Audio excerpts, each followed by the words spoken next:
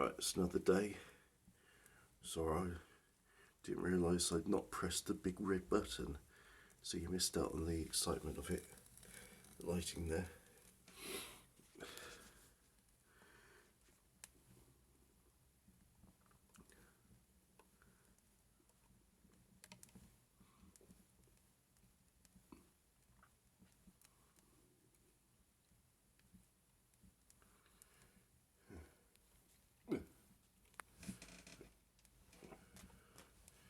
Trying to suppress coughs.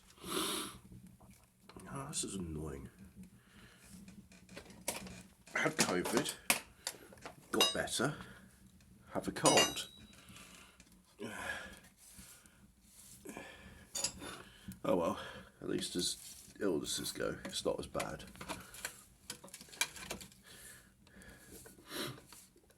I know some people saying, "Oh, have you noticed everybody's got a cold right now?"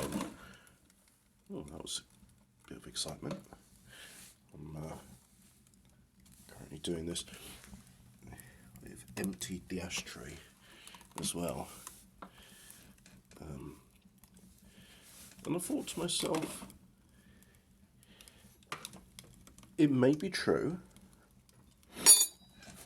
but how much more conscious are people now of illnesses due to the fact that social media makes the response so immediate? And I think a lot more people are paranoid of their health these days due to the constant media attention on disease. I don't know how one would begin to quantify this phenomena, and right now my brain's too addled with sleep deprivation and all the other things to really even sort of formulate the question correctly. I mean, I know there's something there. It's just like, all right, are the diseases these days being manufactured and sprayed on us, or are we just becoming more self-aware that everyone's having diseases at the same time? It's I find it an interesting question, and I'm not sure how one would make a hypothesis on. Sorry, not hypothesis. What's the next bit? So you've had your hypothesis. Yeah, your method for experiment. Yeah, that's it. What would your method of experimentation be? You know, what test will you conduct in order to test this hypothesis? You know, what repeatable experiment can you do? Because it's all well and good doing one experiment, but if no one can repeat it, you can't verify. You know, you can't have other people say, "Well, I've done the experiment as well," which happens to be a real sticking point in modern science. Well, I'm only repeating what I've been told. I haven't done any of this myself, so I may sound like an idiot for saying this, but apparently in modern science there is an issue with repeatability of experiments where people are unable to replicate the experiment's results. And if there is truth to this, then an experiment should be designed as to why. You know, it could just be like a very simple reason, like the people publishing their data are omitting key points so that other people can't steal valuable commercial knowledge and technology. Or there could be something else to it, like the observer affecting outcome. As the first example that comes to mind is, I think his name is Dr. Masaru Emoto, who did photography of snowflakes and found that not only did the observer affect the outcome, but the observer's emotions affected the outcome. And he didn't just do photographs of snowflake, he did other studies in water too. Like he had sewage and polluted water, and he had Buddhist monks praying up, because I suppose that's what you have access to in Japan. You've got Buddhist monks. So he says, "Can you pray for this water that's dirty?" So they did, and then I don't know what. So that's the thing, you see. I mean, it's all well and good saying, "Well, he did, and something happened to the water," which in itself is remarkable. But I don't have a photographic memory, so I can't say. Yes, the bacterial count of the water was 2,100 million parts per 100 milliliters, and then afterwards it went down to 40. So I can't say anything like that. What I can say is I saw the photographs of before and after, and the water afterwards looked like there was significantly less stuff swimming about in it. Because I assume there was plankton and algae and bacteria. They all have their own forms of locomotion. They have flagella, as to use the Latin. Saw somebody today on Twitter saying, "Why should I learn Latin?" And it really was one of those questions of, well, why should you learn anything then? Because, why should somebody climb a mountain? Why should somebody cook something when you could just eat it raw? Why should I get out of bed? Why should I get a job? Why should I go for one car over another? Why pick one woman over another? Why do a monologue where one is talking on a fire, where it's different to another monologue talking on a fire? I don't know why. Maybe it's the way I am. I thought it was a very philosophical question.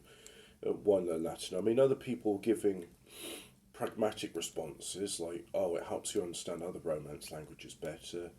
You can get an understanding of European history. You get an appreciation for a dead language. You get to talk to interesting people.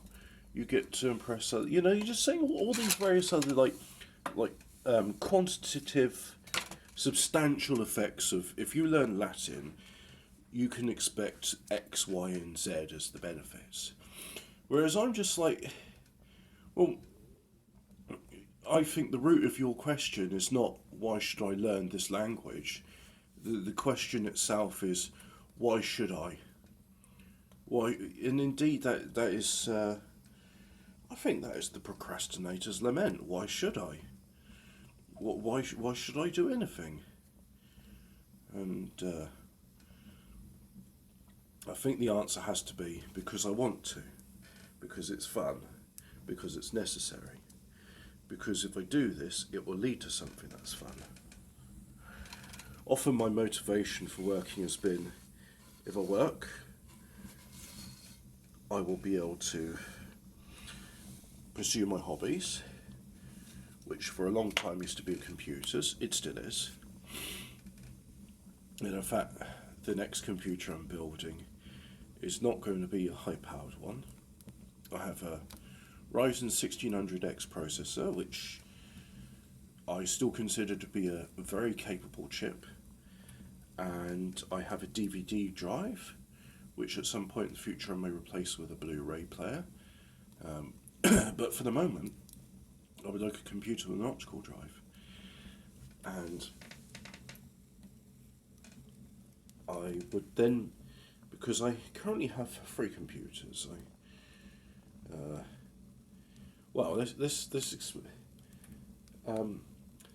I have one computer which is network attached storage, and it's a 10-year-old motherboard, and often when I turn it on it just beeps at me a couple of times, and I have to turn it off and on repeatedly before it really powers up. I'm not sure what's going on there, and part of me thinking to myself, well, you have got, I don't know, 8 or 9 drives plugged into it. Perhaps that old hardware just can't really cope with such a thing. So that could be it. But then part of me is also thinking to myself, well, I've got another computer I built in 2015. Was it 2016? No, it was 2016, 2017 I built it with some Intel i3 processor in it. And it's funny, I know nearly all the processors I've used in every computer I've built. So let's see. First computer I had was a 286. Don't remember what speed. Then I had a Pentium at 60 megahertz or overclocked to 66 megahertz. Then I had a Celeron 400. Then I had a Celeron 700. And I think after the Celeron 700, that's when I decided to build my own computers. And the first chip I had was an Athlon XP. Was it an 18? No, it was a 1900. And then the same motherboard, which was an Asus A7S 333. I thought, oh, the difference between the A7S and the A7V is that the V has a integrated Ethernet port, whereas the S does not, and the S was cheaper. And it turns out, no, the difference between them is the chipset in the A7S was a silicon.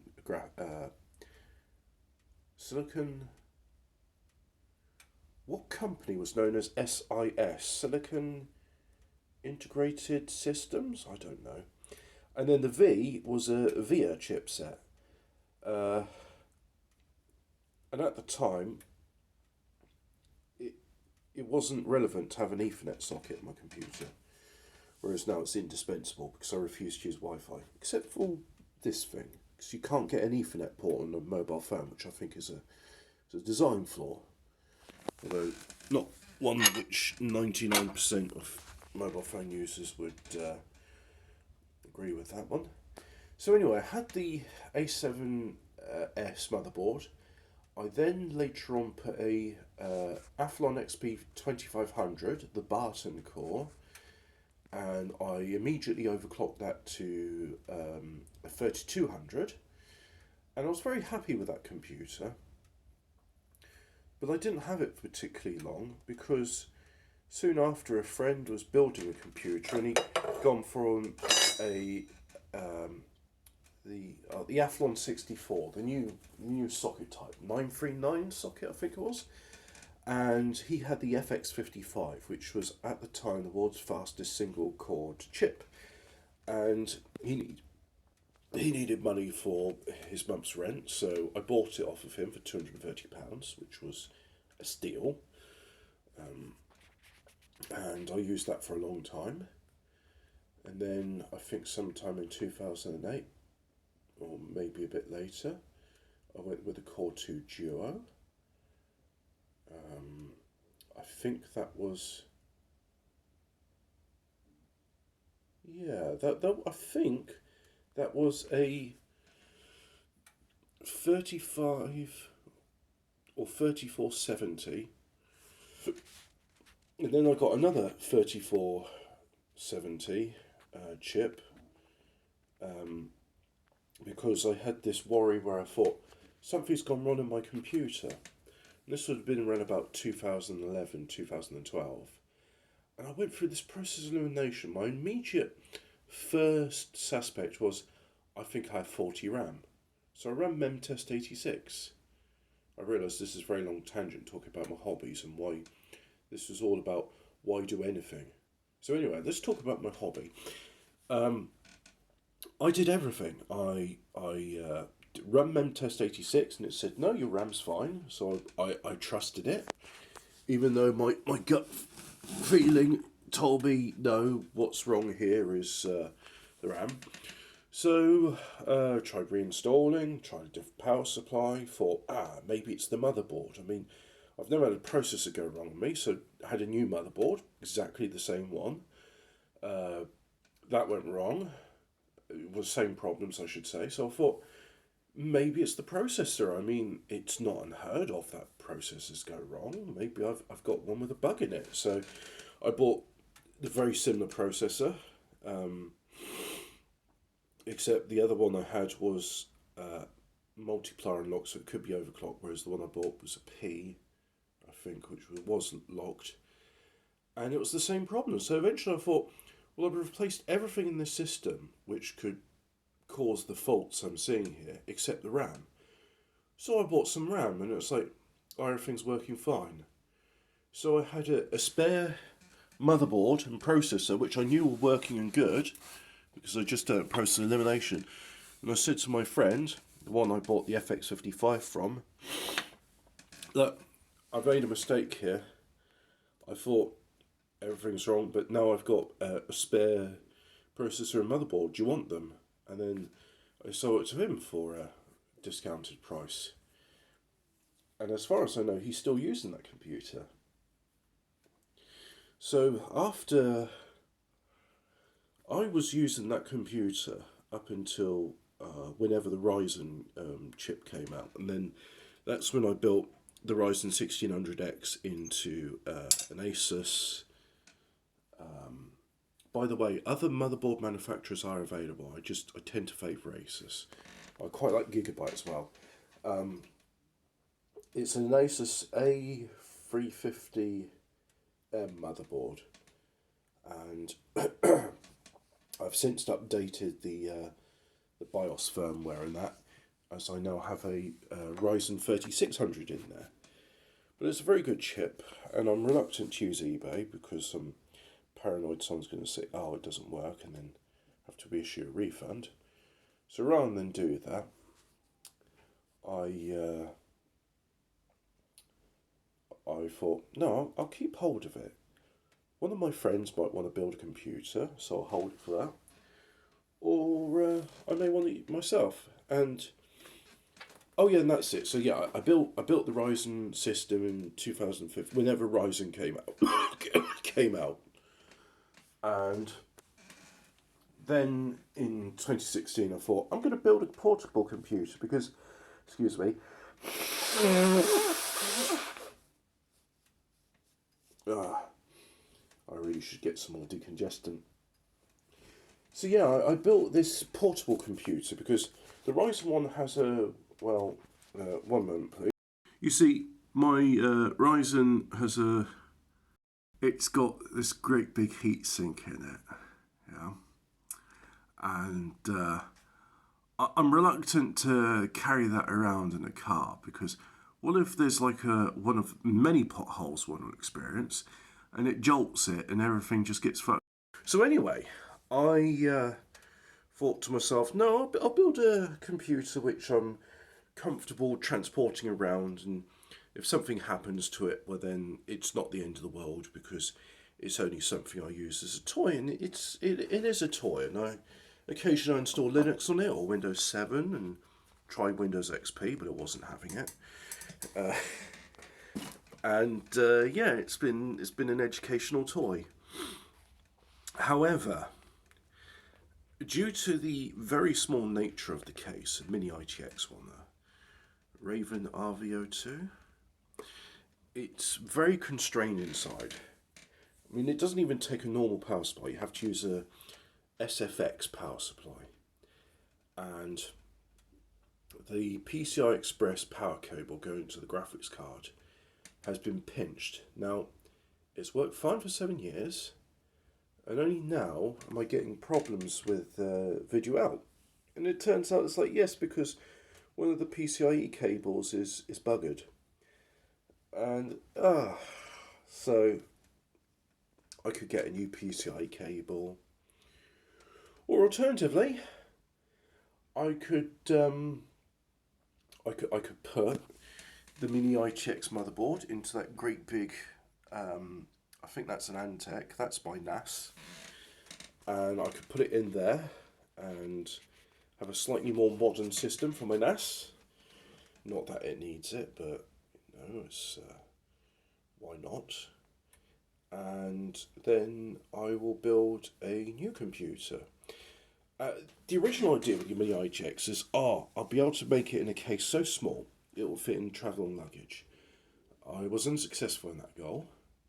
However, I don't really, if I'm flying, I don't really want to take a computer with me. So it's relegated for places I drive to. And in which case, space really isn't concerned, because as anybody that's driven a Jag will know, you can fit quite a few bodies in the boot. Yeah. So yeah, just what's the word I'm looking for here? Space isn't concerned, however, because I am the sort to challenge myself on this, and because I want to do something slightly different, I'll have a micro ATX motherboard, because all all I really want in it, this is a toy, remember, it's not a serious productivity computer unlike the other one, which I also play games with, hence the graphics card in there. All I really need is your basic computer, a solid state drive, which these days there's a slot right in the motherboard for that, which is faster than the 2003 SATA connector.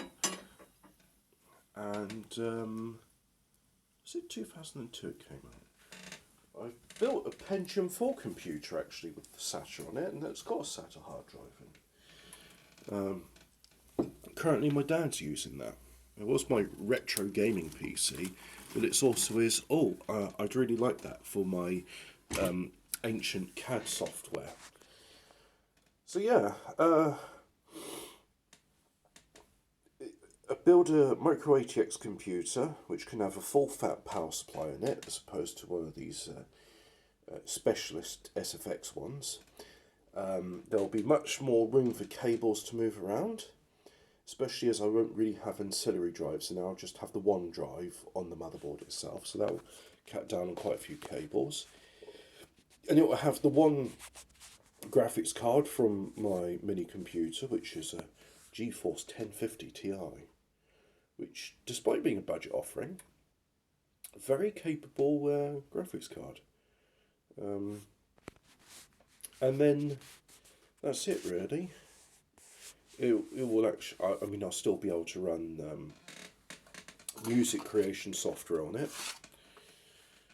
Especially as these days, modern sound cards, you don't need to plug them into PCI Express. You can just plug them into USB, much like one would with a DAC, digital to analog converter. So anyway, I work to fund my hobbies, and that's why I've been working, because it's not just a hobby, it's also a means to get me places. But I do like the Jag, and running a Jag costs money, so I've gone and done some work so I can get some more money, and this has been good, because that way I can keep the Jag going, and I can impress friends and family, and then they go, oh, that's nice, can I go for a ride? And it's like, oh, go on then, chuck us some money for the petrol. And they do. So yeah, it's nice. So yeah, I have hobbies. What about you? Do you have hobbies? Why not, down there's a button that says if you like this, you can click on it. But then further down, you can write some comments and say, well, yes, Hobbit, I have hobbies. My hobbies is watching your videos all the way to right to the end.